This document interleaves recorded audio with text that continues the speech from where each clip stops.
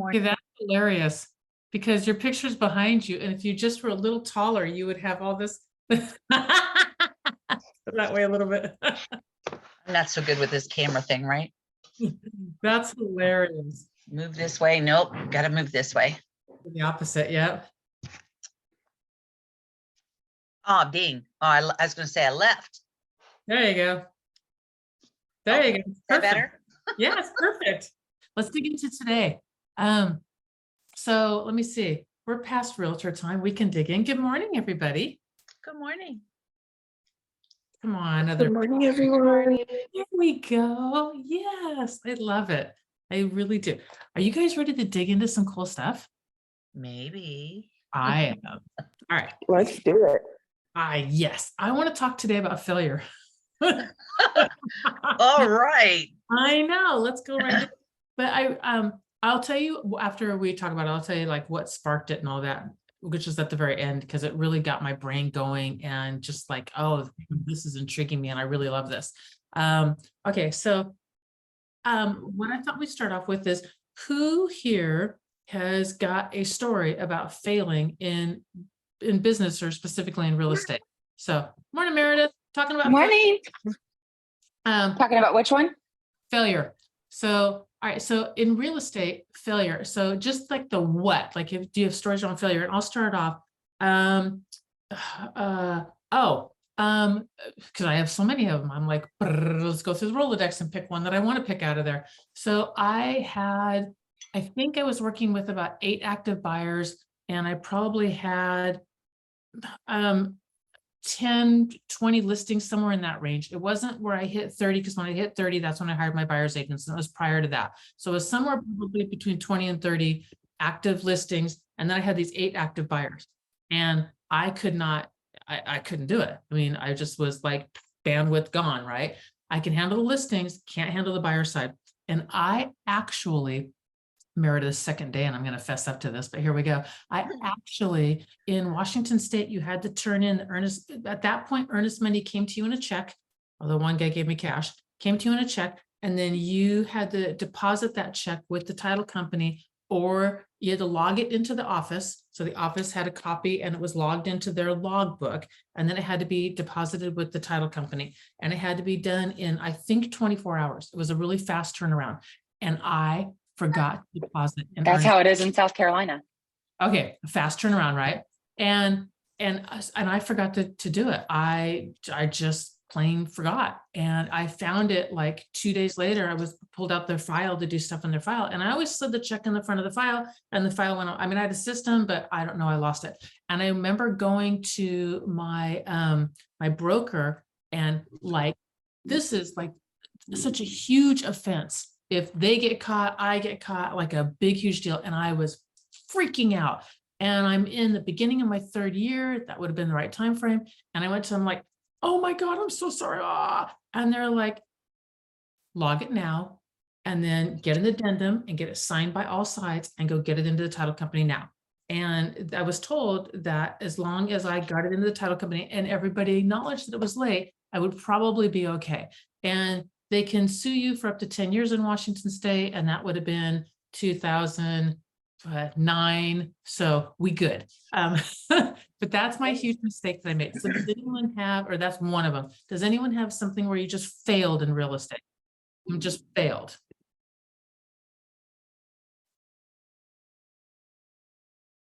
Let's get Craig on here and find out what a Craig failure is, unless someone else has got one. Someone got one? Craig? Yes. Good morning, sweetie. We're talking about failure. Have you, and I just shared my story of failing in real estate. Have you had a failure in real estate?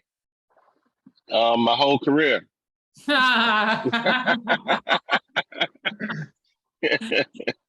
One instance. Have I had a failure in real estate? Yeah, I just me forgetting to turn in an earnest money check, and what I had to, and what was going on. Okay. I'm sure I have.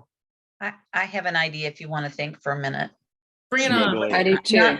It's not as big as yours was in a way, with that huge amount of business going on in the background that's such a failure. I recently relatively recently had a person contact me to do a listing for a mobile home that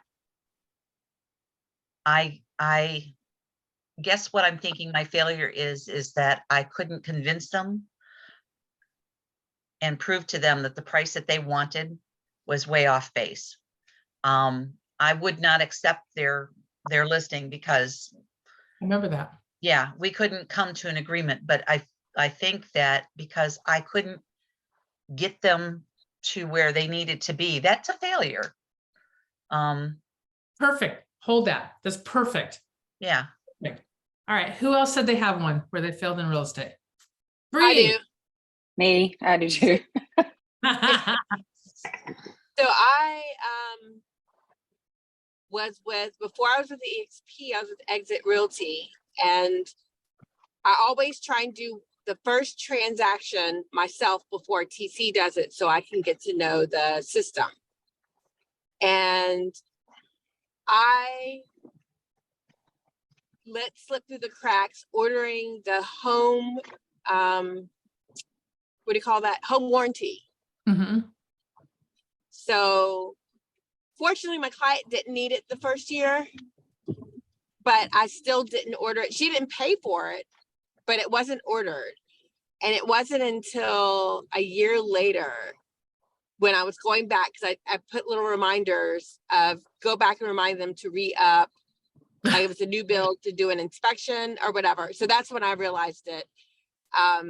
No harm, no foul, but it did reiterate the fact that I needed a TC. Right. So yeah. So hold again. That's perfect. Who else said they have one? Somebody, I thought I heard somebody else say they've got one. You did, but I don't know who it was. Meredith, was it you? Me. Yeah, me. Yeah. What you got? So I was also with a new build with Pulte, and I had a client out of Kentucky that was buying the house sight unseen. So I was, calling her, FaceTiming her, Zooming, all of that stuff. So basically what happened is they decided that they wanted to put in the offer on the house that was like a move-in ready, and they sent the $5,000 earnest money, and we turned that in. We signed all the paperwork and blah blah blah blah blah. And the contract was up on said date, and it was contingent on them selling their home in Kentucky. So they hadn't sold their home in Kentucky yet. So I just assumed that contract fell through since we didn't meet the agreement. Yeah. So the buyer in Kentucky sends me a message and says, "Hey, I found this other house nearby that I really like. Can you go check it out?" So I went and did the same thing, and she loved it. She was like, "Can we put an offer on it?" Which I called my broker, and she was like, "Well, yeah, the contract is void. You didn't meet the criteria. You didn't meet the deadline." And so we did. And then I knew the lady, actually, she helped me, the lady at Pulte that was the rep there. I knew her because she had helped my husband and I with our home, and my broker represented us. And so long story short, Pulte found out that she had put in an offer on this house, and that her house did go under contract during a 5-day time frame. So they were like, "No, we're not giving you the $5,000 back. You have 24 hours from the time that you sign the contract to withdraw," and you didn't. So therefore, in the state of South Carolina and under new builds, the contract automatically extends. Oh, Right. So I was oh, like, "Okay, great." So my broker was like, "Well, I mean, the only option here is that you forfeit the $5,000 of your commission and give it back to your clients, because Right. they're going to lose the $5,000, and you were their advisor." And which Right. I was like super bummed, and obviously didn't want to tell my husband any of that. Yeah. And so tried to figure it out. So Uh-huh. thankfully, because I knew Hannah, the girl from Pulte, and you know, she was like, I'm gonna do my best to try and get it, you know, get it refunded and, you know, just absolve you all from the whole thing. And so that's what ended up happening. But had I not known her, that probably wouldn't have happened. Right. No. Okay. Wow. Wow. Mm. Okay. So here's why I wanted to talk about this. Well, not why. I'm going to have you guys hold the thought of failing on some level in real estate, or this can extrapolate to anywhere else in life also, but I really wanted to kind of focus in on real estate on this one. I want to switch gears now to airports, and trust me, hang on, it's going to tie in together. I promise you. So airports, there's two different ways that systems work. And the easiest way to explain it is with airports, but it's the way our brain works also. And one way is a really nice, neat, beautiful way. And it's a series of, like, for instance, if I am in Charleston and I want to go to Savannah or Gainesville, or I don't know, South Virginia Beach or Atlanta, I would get on the plane and I would go straight there. And it's a series of short little connections that connect everything together. So it would look like this and this and this and this, and everything would connect in. And it's one way that you can build an entire system up. So it's little tiny jumps that all connect in together. All the jumps are the same exact space, and they're all like hubbed out from everything and everyone and all of the rest of it. Does that make sense? From an airport standpoint, from like one city Yes. to one city? Okay, perfect. All right. So what are the benefits of a system that's like that? Those little mini connections that connect everything to everything. What would the benefits of a system like that be? Easy to make changes. Easy to make changes. Well, and you have multiple facets that are, I guess, kind of checking your work along the way. Exactly. Redundancies. You have built-in redundancies. Yep, exactly. You have redundancies. Good one for getting that one. I didn't know if anyone's going to get that one. All right. So you have built-in redundancies. It's easy to make changes. So it's customizable. Yeah. You have options. You have all these options. But it's also consistent. It's consistent. Exactly. It's consistent. So in that sense, it's beautiful too. It's a beautiful grid of equal spaces that all connect in with all the hubs. Okay. Exactly. Consistent, beautiful connections, redundancies. You can definitely get anywhere to anywhere. Predictability. Predictability. That's another good one. Exactly. Predictability. Perfect. Can anyone think of anything else? You know what to expect. It's like you said, PF, it's predictable. This is how it works. That. Yep. It's flexible. Yes, it has that too. And everything connects with everything else. So everything connects in together. And it all connects in. And that's one system. And we actually have a system like that in our brain that works that way, with those interconnections between everything. Everything connects to everything else. And then to take that airport analogy, it's great unless I want to go from Orlando to Seattle. And if I want to go from Orlando to Seattle, if I had to go from Orlando to Gainesville to Savannah to Charleston to Atlanta to it would take me forever to get there. So there's these short little neat jumps, and then there's these long jumps, right? And that's to get from Seattle to Orlando and things like that. So I'm gonna go back. I'm sorry. I have my crappy notes that I scribbled out this morning and I missed one. The little interconnected stuff. What are the downsides to that one? What would be the potential downsides, which I already just gave you guys? They're close. They have to happen quickly. Yeah, you lose your efficiency. You completely lose efficiency with that, because I can't get from Seattle to Orlando or vice versa. If I did all this stuff, and it would take forever. I could get there eventually, but it would take forever. So think of the airport analogy again, and think of maybe 3 little interconnected steps, and then 2 really long ones that take you to other places. Okay. And then the benefit to those long jumps would be to having some of those really long jumps in there. What would the benefits of those be, and the downsides? On the downside, Yep. you might might forget about it because it's way down the road and you think you got plenty of time and all of a sudden you don't. It's got it's got problems for problems. Yeah, in the analogy of the airport, you're going to have storms. Yeah, exactly. There's some chaos that can get tossed in there. Yep. So like the inspection goes bad on the plane. Yeah, there's some problems. It's massively, the benefit's massively efficient to just jump on one with these long jumps, but there's definitely potential for failure. More room for error. Absolutely. Yeah, for error, for problems, for failure.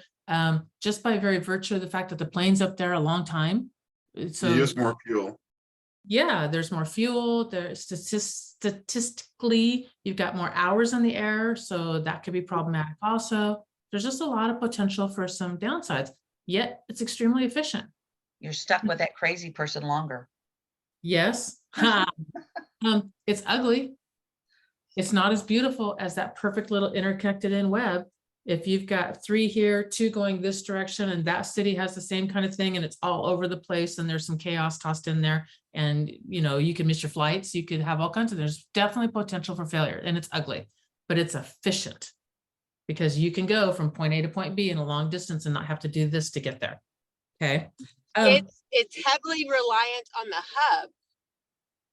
Yes. So if the hub fails, your system, it affects your entire system and it's screwed. Mm-hmm. Yep, absolutely. Like when we get really bad weather here in Florida in the summertime, and they'll shut down Orlando Airport for hours. I mean, and they have to because lightning is hitting the ground all over the place, much less the planes. But you're right, it will shut down everything because it depends upon that hub, that one hub, instead of maybe being able to bus somebody just 1 hour away and then that being another hub that could get them around too. So you're right, it can cause critical errors. Okay. Our brain works the same way. So the way that our brains work is this. But I only have 2 brain cells. You're testing too much of that wine, Bree. Well, yeah, true. That's true. As long as they're friends and on a first name Not basis. all the time. Not all the time. Love it.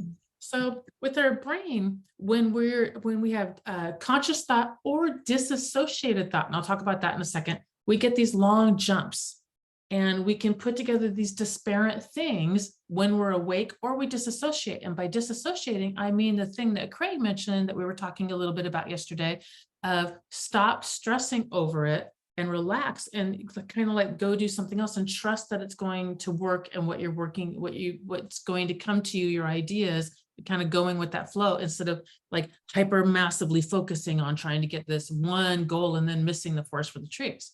So when we disassociate and we go, I have a problem and I can't figure it out, so I'm going to go to do what Kathy does. I'm going to go garden for half an hour and like clear my brain. And all of a sudden, because of the garden, I see something that makes me go, oh yeah, oh, hang on, this actually will work over here with that. And I can go fix that thing now. That's because the beach is too far away. Well, there you go. So there's a thing that happens when we're awake that has these long branches where we can connect things together. But when we go to sleep at night, our brain fragments back down into individual pieces and it repairs. And it draws the little tight connections in again. And then as we wake up and we become conscious, it connects back in together. So every day that we are out doing things and we're doing these long stretches of things, then at night it comes back in and it does this work to repair itself with dreams fragmented off from other sections and everything. And that's why we get some crazy dreams and some stuff like that. So that's what our brain actually does.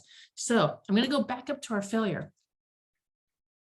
Why in the cases of the people that shared, do you feel that thing happened? I know why mine happened. Mine happened because I was way too busy. I was scrambling and I had a lot of work and I hadn't hired other people yet. So that's the why behind what was going on with mine. I was busy, really busy. What was the why behind your guys's? With mine, it really wasn't my fault.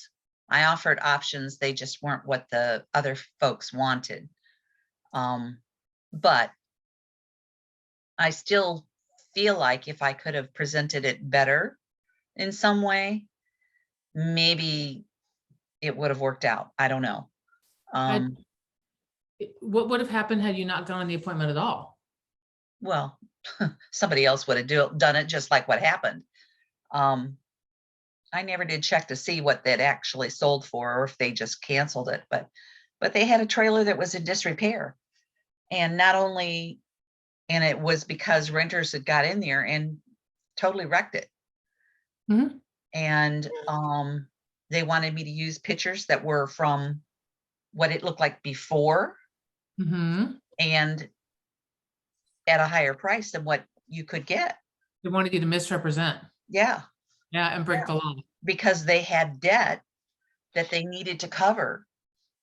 And, and these were EXP people too. I went, no, not going to take it. Good for you. Good for you. Bree, why do you think yours happened? It's a weakness of mine. Like, admin is just not my cup of tea. Not that that's an excuse, and I felt bad, and I did reflect on what I need to do to be tighter.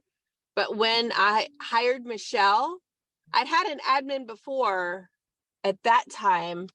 No, I had someone come up behind me before the contract closed. I paid them to make sure.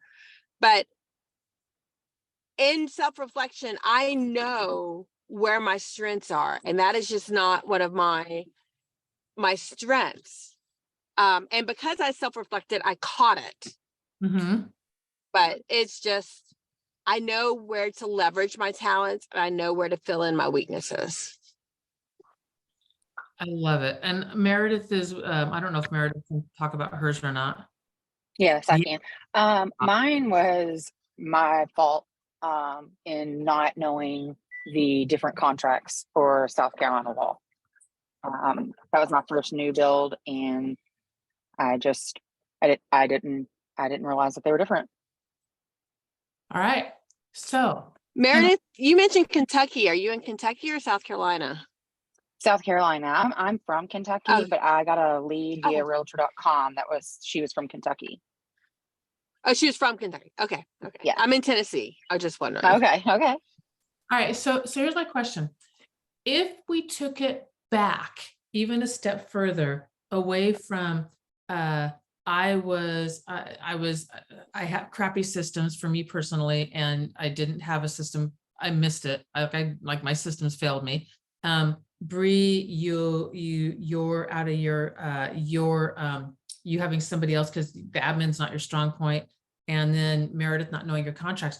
If we took that back a step further, would we all agree that, or would you guys agree? I don't know, maybe you wouldn't, that you were operating outside of your comfort zones? That those weren't your comfort zones, that you didn't, Meredith, you didn't know the contract. 100%. Yeah. Yes. All right. So the comfort zone is the little teeny tiny functions that do this, where all of it connects in. That's our comfort zone. Little teeny tiny short little steps where I'm right here in a hub. I just have to take one little step and there's another hub. I'm cool. I can do this. And then one more step and another hub.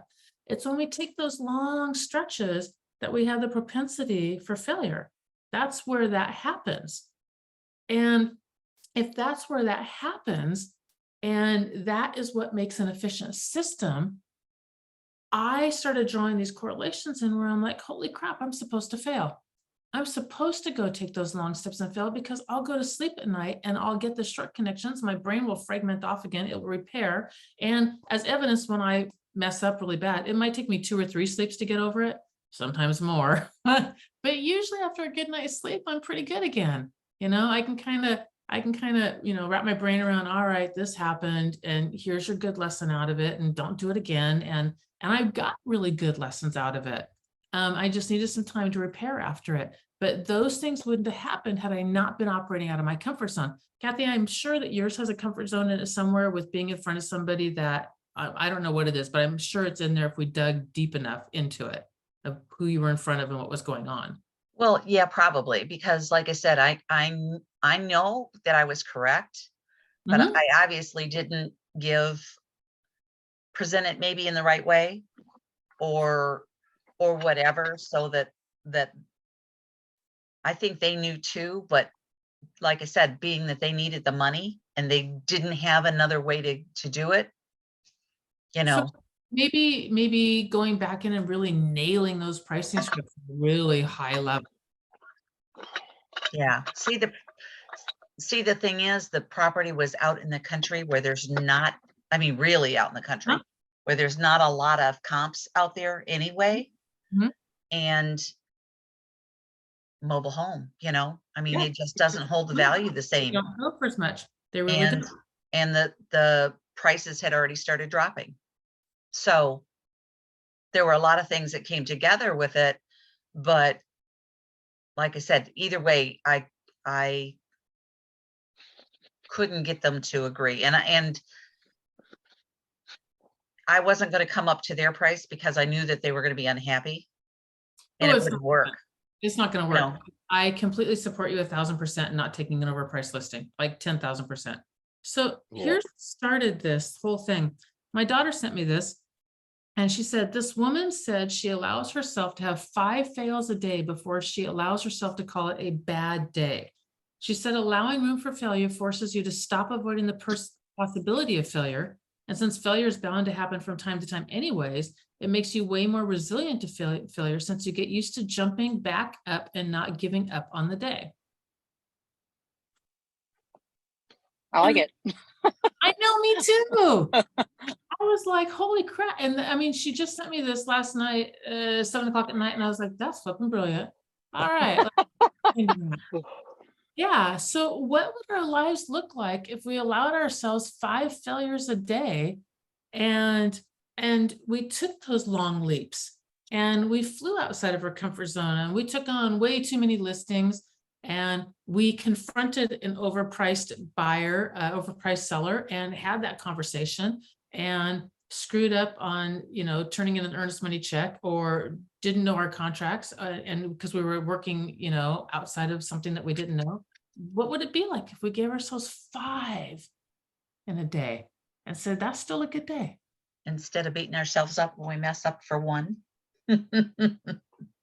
Well, it's funny because I don't like follow sports and whatnot, and I really don't even know other than that the player was in the NBA and he's from Greece.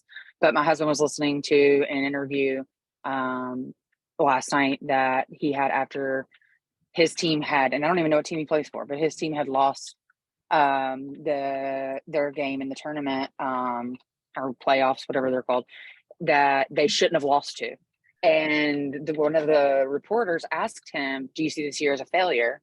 And he said, well, Michael Jordan played for 15 years and he had 9 NBA championships. Do you think that the other 6 years were failures?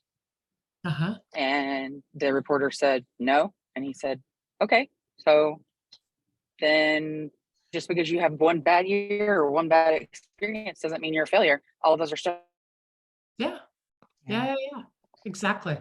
It's just a long jump and and if I go to sleep at night or I fragment down a little bit and process through it, I'm okay with it. Oh, PF, I love it.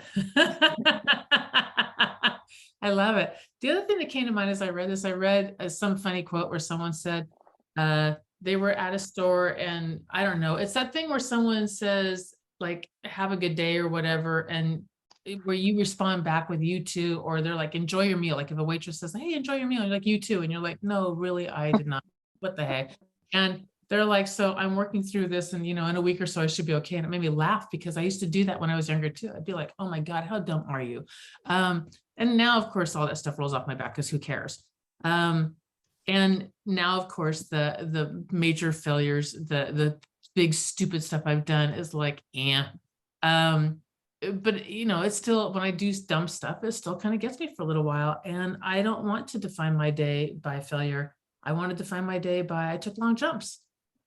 I do know that one thing that I used when I was in real estate to define a failure or a success, because I lost my 4 listings in one day or 4 deals. I don't know if they were all listings, but I know I lost 4 deals, is if I define my failure teeny, teeny, teeny, tiny. So if I did my lead generation and I did my lead follow-up and I moved one piece of business forward And for me, that was either put a buyer into contract, put a buyer into buyer agency, put a listing into contract, or reduce the price on a listing. If I did one of those things, so basically something moved my business forward.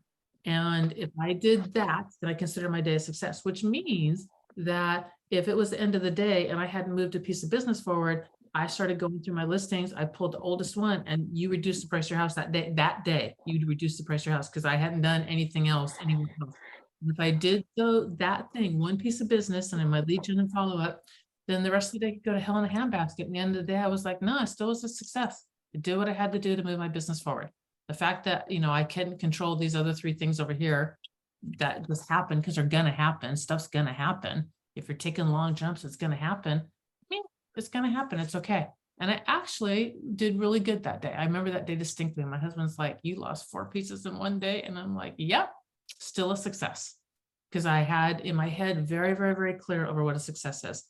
So I think I might adopt the 5 pieces of failure, because I believe that we're supposed to take the long jumps. I believe that's where our brain is wired, and that is where the things get done. And I will sacrifice beauty for efficiency. And I will sacrifice all the redundancies, the preparing to prepare, which are great.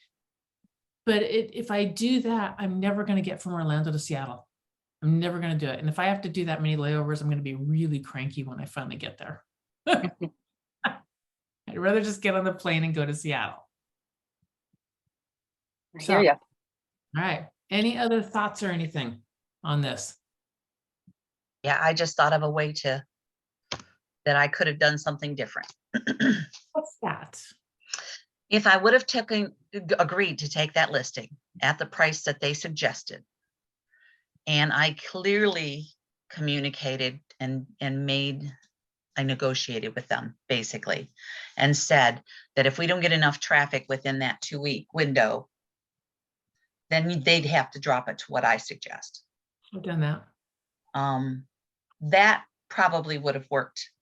I still wouldn't use the old pictures unless I did something like, this is a before and after kind of thing. See the possibilities. Yeah, the potential. Yeah. Yeah, I would have been comfortable with something like that, not just totally, we're going to use these pictures. Right.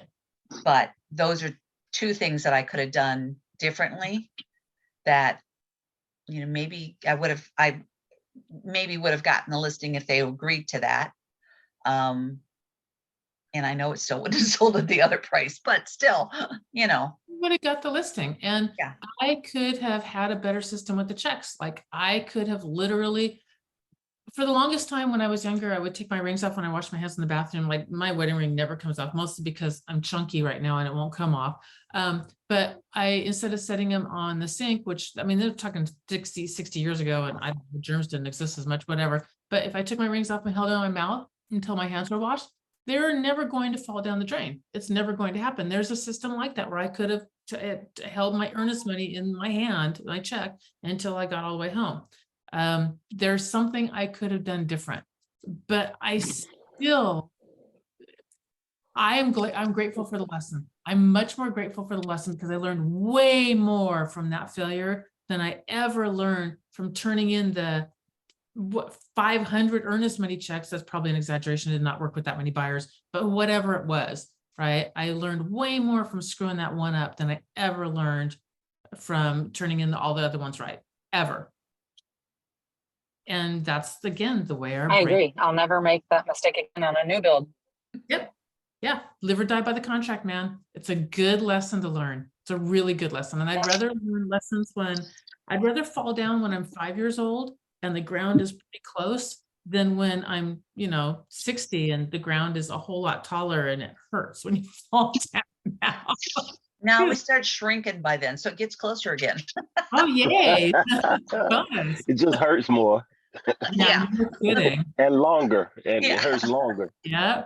Yeah. And leave marks. Yeah. I agree. So, all right.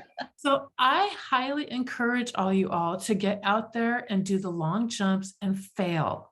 Like I encourage you to go do 5 failures or 4, because 5.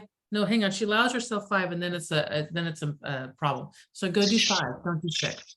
But go out there and go fail it. Go do your long jumps. because that's where we grow and learn. And it's better to go do those and really get the really good lessons than to play it super safe with the redundancies of a beautiful system that only gets us one little tiny step at a time. Because we, My life is one big long jump. yep, yep, yep, I agree. And look how much you've learned from wherever you were way back when. Yeah, I'm tired of learning. Yeah, and I've built enough character to last more than a lifetime. And I- there's that. Yeah. And I don't know about you guys, but I am night and day different than when I was a kid. Like night and day different. And it's those long jumps that made that. I'm night and day different from the first day in real estate, Yeah. Yeah. from last year, Yeah. from- Yeah, exactly. Exactly. And it's those long jumps until we become what that thing is that we are. There's actually a section of our brains. It's in our genetic code. And I should research this out a little more so I know my actual deets because I don't. But basically, when you go do new stuff, there's certain parts of your genes that are lying dormant and they come alive when you do something completely new and different and they release new proteins and you literally on a theoretical level change when you go do new stuff from these things that are lying dormant in your body. They're like, oh, it's time to wake up. They need me. Yeah, I have a question that's a quick one. Yeah. Not too awful long back, somebody was on our call in the morning and we talked about a sleep animal. Did anybody go do that? A sleep animal, like the way different people sleep. No, it had to do with productivity and Oh, hang on. Somebody was talking about Kimberly. I think it was Kimberly who did a test on that. No, No. no, It it wasn't was- Kim. Jeanette, or no, the wasn't- new girl from No, Washington. Mr. Bell. Okay, yeah. Did anybody else do that? No, but I did find a place where you can do the 5 personality style tests for free. Yeah, there were. This was Anyway, I just found it curious because I thought Craig was doing it when we were on the call. But I Yeah, did it it, was the- Kathy. did you? It What was did the you come out? chronotypes. The chronotypes. Yeah, Yeah. mine was a lion because Mine I get into too. bed really early and I'm up really early in the morning. So That's it, me. it, it was it was correct. I figured it was wrong because I came out a lion too. Oh, And I wow. know half the time I'm up late and stuff like that. But I did it 2 or 3 different times. It's still, and I changed a couple of different things just to see. It still came out a lion. This always Did you makes me change laugh. the different sites? Because I know it wasn't, No. all of them was not the same site. I did it on the same site so that I was consistent. I was getting apples for apples kind of thing. Okay, got it. That happened with me when I took disc. I tried different ways to get it to work and it came with the same thing every time. Yeah, I figured there had to been something weird because she said everybody, the majority of the people were bears. And it was only 15% that were lions. I remember that. I would go with you're in the 15%. Yeah, it could also be that we adapt to our environment and the need of our season in life Right? in spite of our true nature. For example, I'm a night owl. Mhm. So, but now I make a big effort to get up early, even though I come into the meeting late because I'm making coffee and stuff like that. And before I know it, because I'm a night owl, morning time is like a whole different thing and it goes really quick. Right? I mean, making coffee for me, it should be like a 3-minute thing. But it's an hour. It's like 10 minutes. And it's like, where did the time go? Now, hang And on, it's hang on. because Are you doing French press? I'm doing pour over. Ah, okay, hang on. I love coffee aficionados because they're like, no, it's a pour over. Ah, I love it. I found a percolator at a Goodwill, one of those glass ones. Yeah, yeah. Is it got the little blue flowers on it? No, Yeah. this one doesn't. It has a metal band that goes around. Yeah, so they don't break. Yeah, well, I don't know. Yeah, so it doesn't come apart at the seams. The metal band actually is because the metal can expand and contract more, I think, with the heat, and it will allow the glass or the ceramic, glass. yeah, to contract or expand. And for instance, a thin glass, a wine glass, can handle extreme temperature changes, boiling to cold, etc. Where a thick glass will not, it will break because it can't expand fast enough or contract fast enough. So that metal band is what helps with that. Anyway, that takes longer to make coffee than a Keurig does. I have Yeah. Nespresso. I put the thing in and push the button, and then I love it. And then I have an I like espresso coffee too. well enough to do that. I'm still practicing. so I popped in the link down below, and then I'm gonna let you guys go because I'm not joking. I love you guys so much. I could chat with you guys all dang day. I'm not even exaggerating. We could just stay on here and I could suck all your time, which I never want to do. I put in the chat, understand.me. It will take you to a site that will let you do the 5 personality tests all for free, or mini versions of them. So if you're interested in that kind of a thing, it's kind of a cool site, and you can get all your results back and compare, how you show up in different tests. But it doesn't do the chronotypes, which is what the bear, wolf, lion, dolphin is. Yeah. So I want to go check that out because that intrigues me. It was fun. It was quick. Yep. So, although I'm pretty sure I'm a lion based upon the get up early, go to sleep early thing. All right. Okay, you Yeah, guys. Yes. yes, Kathy, accept that you're a lion. You're part of the Well, elite. I didn't think about it, but it until just this second. My birthday's in August and I'm a Leo. There you go. Yeah. So All right. embrace the y'all. lion. Embrace the line. That's right. Go roar. Okay, you guys have amazing weekends. I encourage you to take long jumps in life and then go fail and reset your idea of failure and success. So your idea of success is something that's small, that's very, very doable, that you can get done every single day, no matter what, because those little steps move you forward. And your idea of failure is huge because screw it, go out there and go fall. And there you go. There's our inspirational words for the weekend. Screw it, go fail. Love you guys. Have a great weekend. Bye-bye. Bye.